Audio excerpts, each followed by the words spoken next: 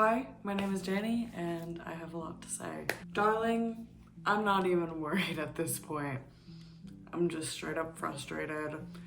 I feel like everyone who has wanted to see Don't Worry Darling has seen it by this point, so it's totally okay for me to talk about it.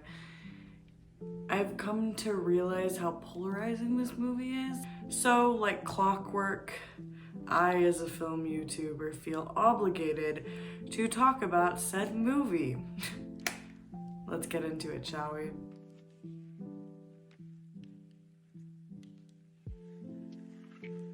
There is so much swirling around this movie: the good, the bad, and the ugly.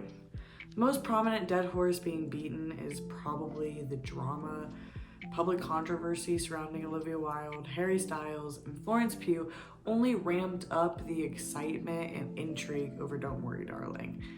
I don't want to talk about it that much since everyone else has dragged it on for last 27 million fucking years. And I find it pointless. I don't really care about it. We can attribute this drama to a lot of the success of the movie, and also it just feeds into this saying of all publicity is good publicity. Honestly, it feels like it's hard to detach the drama from this movie since it was so poignant and happened so close to the film's release. It literally symbiotic relationship right there. But before I get into the nitty-gritty, I kind of wanted to talk about some of the aspects of the movie that I really did like. I was a huge fan of the production design in the movie. Arianne Phillips and Katie Byron transported audiences to the 1950s with a really amazing wardrobe of polished, traditional American style and this eerie, utopian Los Angeles compound that the Victory Project is housed in. These aspects of this 1950s horror drama really highlight the supposedly thrilling experience of Wilde's second feature. Wilde had this grandiose image that she wanted to get across in Don't Worry Darling, so she hired on Matthew Libatique to take over cinematography for the film. Matthew Libatique actually also did Darren Aronofsky's The Whale that just came out as well. I was a really big fan of all the symmetrical shots that were taken in the film, and also in the design as well of the costumes and the sets. It all felt so uniform and utopian, which was definitely what was trying to be conveyed in a lot of the movie. But sadly, leaving the theater, I felt so empty inside. I cannot explain it. I looked over to my friends and I was like, well, this is it. I think I was just mainly confused. This feeling contradicts a lot of what is supposed to be felt throughout this entire movie and a lot of the theming of this movie, and it's just supposed to be a very high intensity film. Don't Worry Darling left a lot to be desired outside of the public controversy and beautiful visuals. There was this consistent lack of emotion and heart within the contents that made it really hard to immerse myself within the world of the movie. It's hard when such a visually stunning and gripping movie has such little to convey and little to give to the audiences that are watching it. We have to talk about it. Florence Pugh's performance as Alice is what held Don't Worry Darling together when it came to acting. She understood the assignment completely. She understood the intensity of her character in this overwhelming anxiety consuming Alice's day-to-day life. It's really frustrating because there were so many scenes in the movie and with the delivery of the dialogue that made these scenes feel like they were a part of a completely different movie. And we also need to address the other elephant in the room, which is my man Harry's acting abilities. His performance was not good. I am not the first to admit it, and I'm surely not the last. It was not palatable in any way, shape, or form, and it honestly feels like a mistake on behalf of both Harry and Olivia. I don't feel like Harry had enough time to perfect his character in any way, shape, or form. Jack was this weird, convoluted being. At least Olivia Wilde tried to make him seem like that, though it felt very flat. His acting was below mediocre. It was so underwhelming, and I think it's hard because you attach such an important name in pop culture to a character in a movie, and that's where a lot of the audiences came from, were from Harry Styles' fan base and also people who were interested in drama.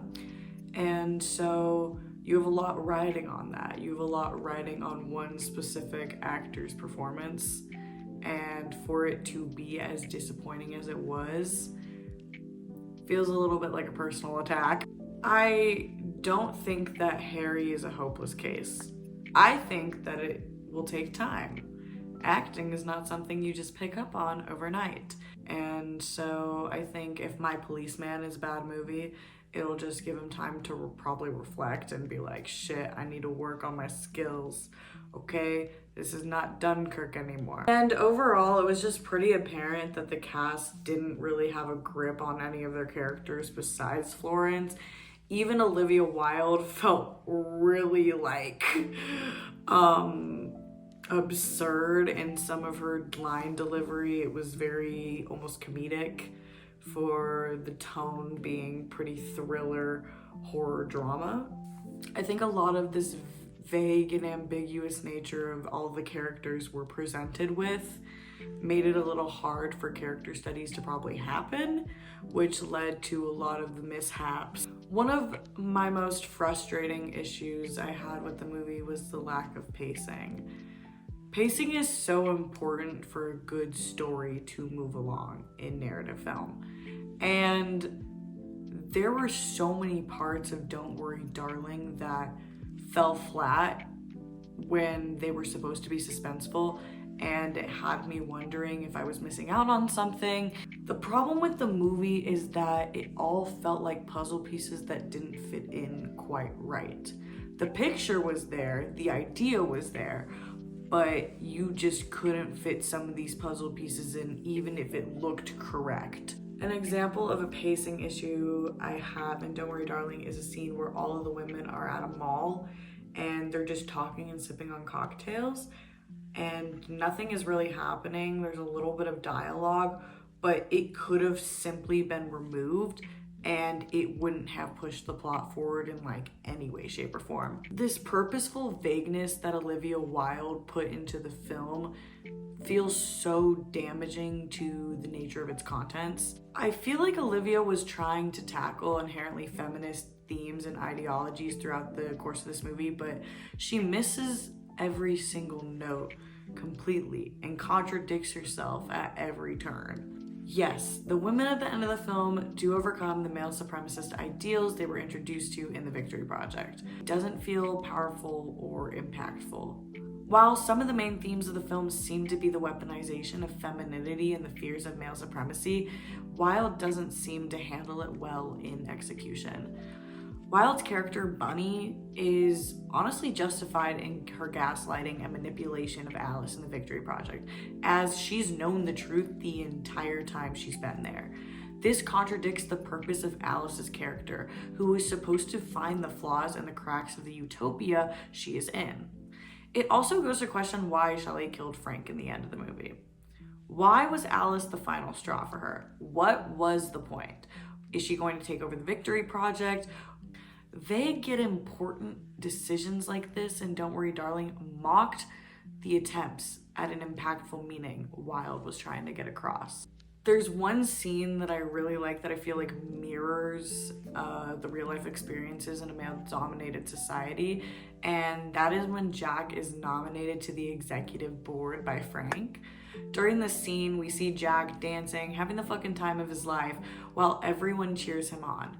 It continually cuts between Jack's success and Alice, who is having a panic attack in the bathroom. And furthermore, Bunny comes in on Alice, finding her in this state of panic, and instead of consoling her and comforting her, she literally shuts her up and tells her that she's crazy and that there's nothing going on. Case in point, Don't Worry Darling doesn't make any earth-shattering conclusions or discoveries. The end of the movie is abrupt and throws you out of the theater as quickly as it threw you in.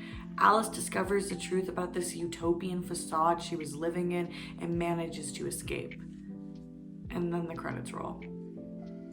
The movie does what it sets out to do, dismantle this fantasy that is the Victory Project. But that's all it does. The glitz and the glam that Don't Worry Darling ends up being is exactly the style that would win an Oscar in 2023, as much as I hate to say it. But I wouldn't go out of my way to say that Don't Worry Darling is the worst film of 2022. That spot's probably reserved for Halloween Ends. There is a part of me that can really enjoy Don't Worry Darling on a surface level. Looking back, it's hard to feel a lot of emotions at all about the contents of the movie, but it seems to be a good mindless movie and good for popcorn munching. So, thank you for watching. Did you see Don't Worry Darling? What did you think about it? Make sure to leave a comment down below. And make sure to like and subscribe and hit that bell for notifications when I come out with a new video. See you next time.